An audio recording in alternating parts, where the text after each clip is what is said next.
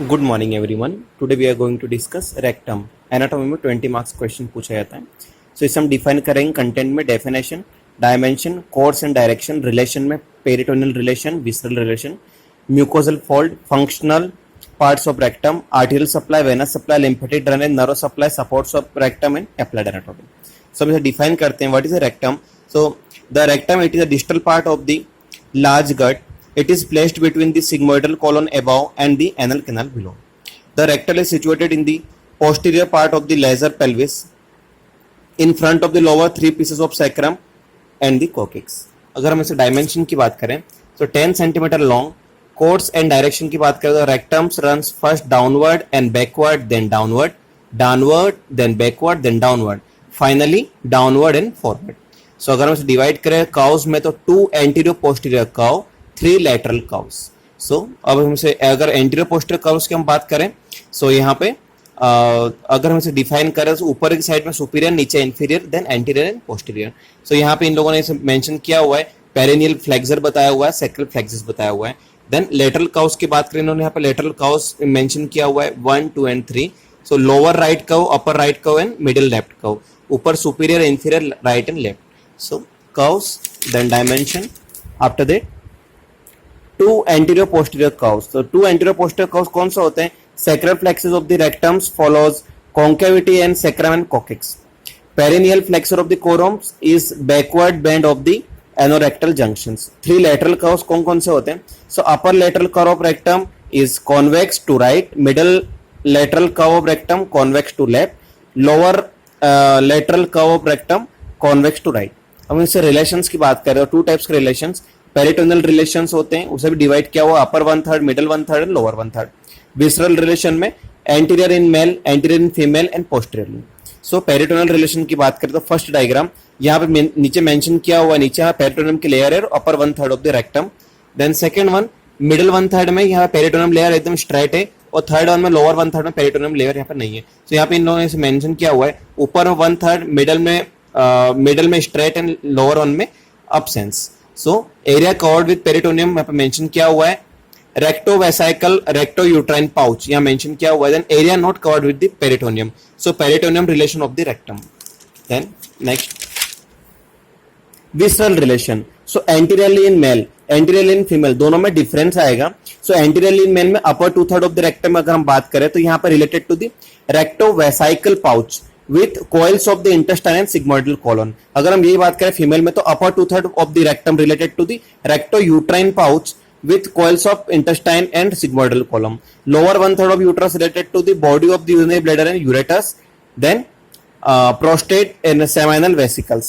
और यहाँ पे lower 1/3 of the rectum related to the lower part of the vagina।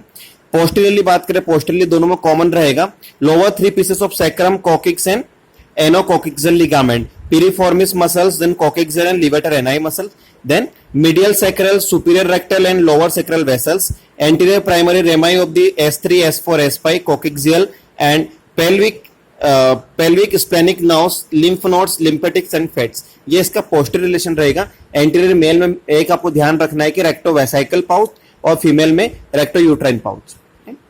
अगर हम म्यूकोजल फोल्ड की बात करें, म्यूकोजल फोल्ड में यहाँ पे 3 फोल्ड में डिवाइड किया हुआ है। तो first transverse fold, second, third and fourth. तो यहाँ मेंशन किया हुआ है कि this one is lumen, then second transverse fold, third one and fourth one. So function of the rectum में sigmoidal column, it is a fecal receiver and it is a whole of the rectum is empty in normal individuals being sensitive to distension, right. तो इसका mainly function क्या होता है? Faecal reservoir होता है। अगर इसका आर्टेरियल सप्लाई की बात करें तो superior rectal artery, middle rectal artery and medial sacral artery. हम इसके वेनस सप्लाई की बात करें तो superior rectal vein, middle rectal when, medial rectal vein, superior, medial and median sacral when.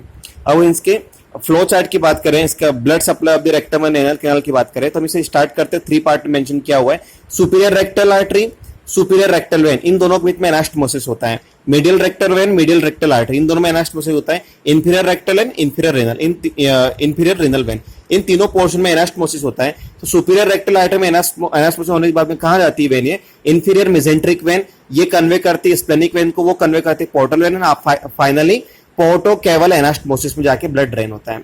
ये वो वेनस का।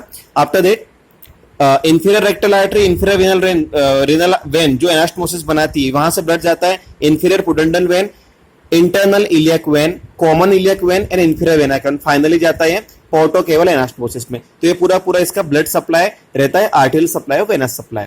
देन लिम्फेटिक ड्रेनेज की अगर हम बात करें, एग्जाम में 5 मार्क्स में सेपरेटली पूछा जाता है, तो upper part of the rectum, lower part of the rectum, तो यहाँ पे इसे डिवाइड किया हुआ है upper part, middle part and lower part. Upper part का जितना भी लिम्फ नोड्स होता है वो ड्रेन होता है, तो इंफीरियर मेसेंट्रिक लिम्फ नोड्स में ड्रेन होता है, पेरा रेक्टल लिम्फ नोड्स में ड्रेन होता है, राइट इंटरनल इलियक नोड्स में और लेफ्ट इंटरनल इलियक नोड्स में यहाँ पे अपर पार्ट का लिम्फेटिक ड्रेनेज यहाँ पे ड्रेन होता है।